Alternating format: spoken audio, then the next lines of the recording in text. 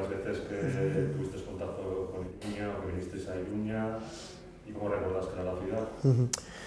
Bueno, hasieratik nire familian egon da betiko lotura bat nahi Nafarroarekin, oso erreza da, Irunen gainera gaude lotuta Bortziriako jendeekin, bera lesaka horako jendea beti etorri izan da Irunera, Moskun bertan ditugun tabernen izenak, esaten dira Aranaztarra, Aranaz, Zumbilla, eta orduan beti izan dugu joera hori Nafarro aldera jotzera, ez? Nik uste dut hor baduela gainera, holako esan nahi handi bat, nire izena ere bai izatea Fermin, nire aitaren izena Fermin zen, eta nire birraitonaren izena Fermin. Bera, Naparra zen, maiatorri zen Irunera, eta ohitura hartu izan zen, horako izena jartzen, nik ez du jarraitu ohitura horrek, baina alegian ere semeak beste izen badaukala, baina Fermin izena izatea beti lotu gaitu, garai hartan batez ere, ni jaio nintzela 63. urtean, jende guztia pentsatzen zuen, beste Nafarroko jendea bezala, gu baita ere Nafarra ginela eta horregatik Fermin izena jarri zidatela. Orduan betiko hori joera hori geneukan, eta San Ferminak, eta Lesakako San Ferminak, eta Iruñeko San Ferminak, gero Agoitzen ere bai, Agoitzen harreman handia neukan, nire aitaren lagun mina Agoitzeko azelako, orduan joate ginen horra, eta orduan ezagutzen genuen dena Fondarro, Kebestea, orduan udan beti joaten ginen Agoitzera. Beraz horiek ziren gure oporrak udan. Eta gero ja, ez kontatzeagatik nire bizitza, jarriko naiz, zentratuko naiz, kortaturen garaian, imaginazazu kortaturekin guk harreman estua, lehenengo harremana daukaguna gainera, lehenengo maketatera bezain lasteria ia, daukagula Marino Goñirekin. Orduan Marino Goñik deitzen digu, interesaren zaudera pilo bat, egiten ari garena, eta azten da, azaltzen gure kontzertuetan, ez? Baina baita ere, azten gara kontzertuak egiten Iruñako zenbait jendeekin, ez? Ni jone, unanua ezagutu baino lehenago, ezagutu nuen Porkeriate taldea, beraiekin jo genelako Alsasun, eta orduan Marino Goñik zegoen gure atzetikan, etortzen zen kontzertua, joaten ginen berarekin hitz egitera, eta lehenengo diskoak kaleratu genuen soinuarekin.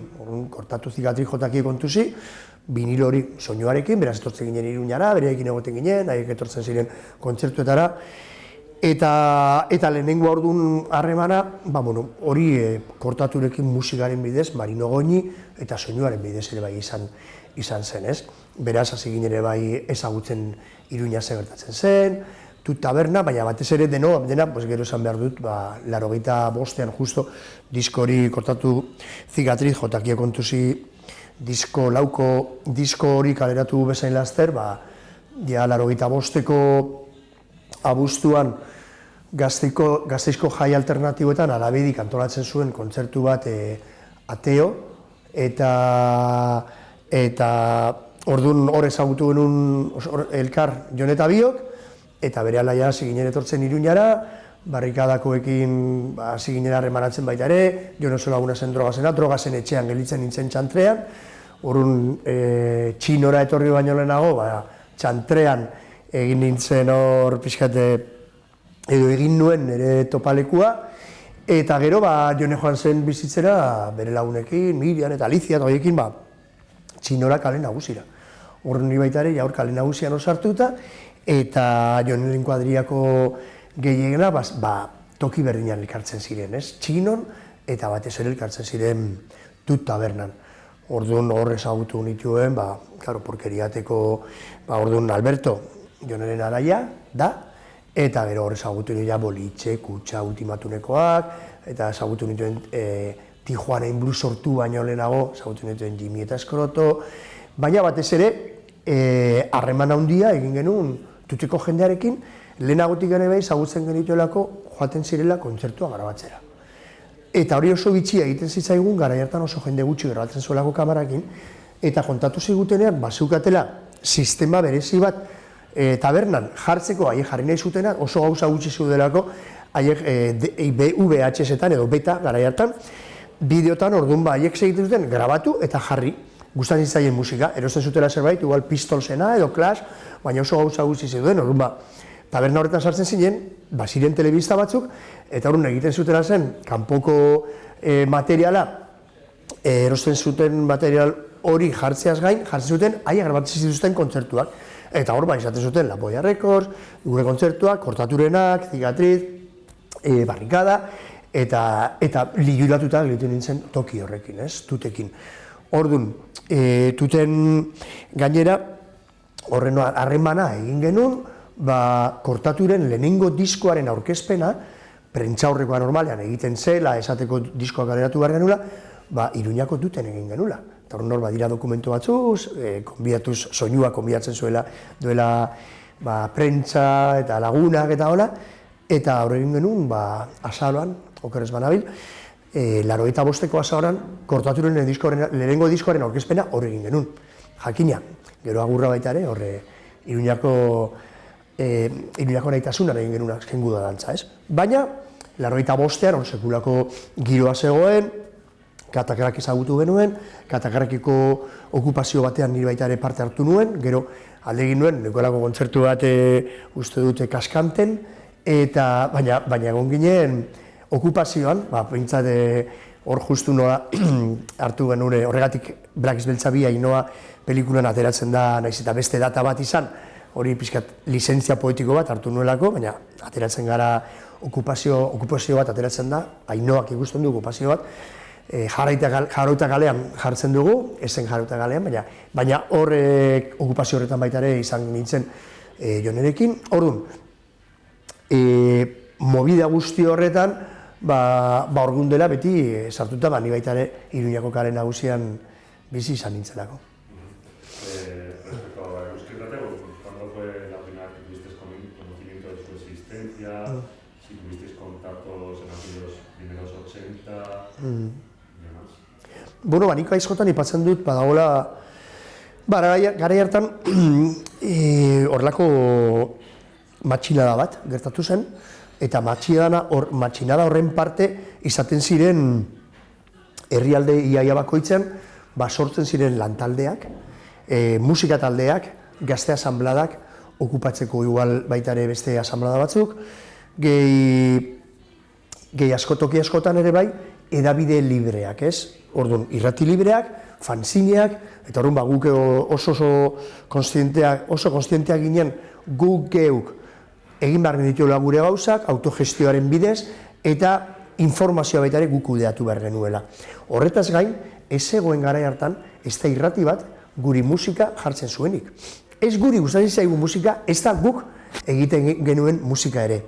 Orduan, hemen Iruñan, suertatu zen batean hori, zigilu hori zegoela soinua, zegoela batean Katakrak mugimendu bat, zegoela hori tut taberna irudiaren aldetin ikusentzunezkoak hori dela lantzen ari zela, Manolo Gilekin, Pinzolas eta Josun ikusten genituen toki pidatetik grabatzen, Tijuana Inbuluren lehenengo kontzertuan izan nintzen zerbait aluzinantea zen zela, Jimmy eta Eskorto sartuta zeudelako enbalatzeko bi kartoizko kutxetan eta un kutxillo batzuekin moztu zuten eta atera ziren abestera, performanceak egiten zituztelako, Tijuana Inbulu azten zirenean, eta orduan, Manolo Gil gero, imaginazazu, bera ibili zen bigarren diskotik aurrera, Estado de las Cosas egin zuela, negu gorriak osoa baitare bukatu arte, ez? Gehi, Euskal Herria Jamaika klase egin nuenean, bera prestatu zuen bideoklipa, animazioaren bidez baita ere, 3D hasi zelako lantzen,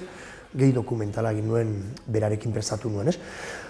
Orduan, hori dena, etorri zen, 80. hamarkadako leherketa edo matxinada horren ondorioz, eta Eguzki irratia zen horren parte. Orduan, guen denean kale nagusian, entzuten genuen irratia, Eguzki irratia zen. Hor entzuten genuelako, entzun nahi genuen musika, entzun nahi genuen informazioa, bersio ofiziala hor ezer sartzen, hor sartzen zen bersio alternatiboa edo beste bersio bat gup hain zuzen ere defendatzen ari ginena. Eta gero orduan programa batzuk egiten zituztela baita ere, Jimmy berak ere bai, eta Skrotok, eta ezagutu genuen bai Leño, jende pilo bat ezagutu genuen, baina Leño baita ere ezagutu genuen, eta orduan bera beti oso lotuta egon da euskeratearekin, lagun mina biakatu zen, eta harreman hori landu zen arrezkeroztik, ez? Gero hori 80. hamarkadan. margarren hamarkadan, negu horiak ekin hasi ginera, 91 gehi bat urtean kontzertu famatori egin genuela nahitasunan, negu horiak ekin eta Masilea Sound Systemekin, Marseillakoak, gero iskanbilak egon zirela, eta horren udaletxetikan etorri zela debekua, negu horiak ezin zola jo, eta horren artikulo famatu hori edabide, eskuineko edabide batean jarri zuten, komandante Muguruza zagizer, Eguzki Irratia izan zen, pixka buelta mantzi hona, eta komandante Muguruza hasi zena erabiltzen bestera batean, pixka babesa emateko, eta horren ni askotan kontatzen dut, nondik handatorren nuen komandante Muguruzarena, eta ez dut, hori dator, hone bendik eta bendik, izan zen, hori ez, eskuineko edabide batetik, saiatu zirela kriminalizatzen, nire burua askotan gertatu izan den bezala, eta horretarako jarri zutelako komandante Muguruza, eta Eguzki Irratiak egin zile izan zen buelta eman, ez? Eta horren hori erabiltzen ari zirena nire kontraditzeko, nire alde egiteko, eta horren hori da oso polita kontatzeko. Para acabar, ¿cómo es el panorama comunicativo actual? No sé, ¿qué crees que se ha perdido de la comunicación antes y que se ha ganado ahora? Bueno, dagoena da alde batetik, bai burrumba hori eta martxinada horren ondorioz gu infiltratu ginen toki guztietan, eta guk egiten genuen musika, interesatzen zitzaigun musika. Eta hor batean beste zenbait irratietan baita ere hasi ziren baita ere interesatzen musika horrekin, ez? Ni neuk ere bai egin irratian lana egin nuen, eta zitzaigun oso garrantzitsua zela irrati libreek, Eguzki Irratia egiten zuen lan bezalako lana baita ere, batez ere, ematea egin irratia, ni horrekin joaten nintzen beti. Eta horren bai maketak jartzea, bestela bagizu, eske kalitatea, baina zer da kalitatea? Hori zebai subjetiboa da. Horren ni maketak jartzen dituen, elkarrizketatzen dituen, ateratzen ari zenen taldeak, eta niretzako eragina zer zen? Irrati libreak. Gero, egin irratia itxi zuten, ez? Baina beste zenbait irratik, bai, hasi direla beste musika igual jartzen, naiz eta horren nigar iruditzen zaidan, hori, berriz ere, ari direla, pixkat mainstream deitzen dena, edo pixkat orokortua, onartua den horren alde egiten ari dela. Horregatik iruditzen zait Eguzki Irratia eta irrati libreen papera oso garrantzitsua dela, ez? Igual momentu honetan edabide nagusiek hartu dute askoz paper gehiago, gero internetare bai atera zen, horren internetak ere bai ematen digu aukera entzuteko mundu osoko baita edozein irrati, ez bada emititzen baduzu digitalki ere bai, arazo hori daukazu, horregatik uste dut hori erronka handia dela eta hori aukera egon barko lukera edozein irrati, mundu osoko edozein irrati baita ere entzuteko modu digitalean,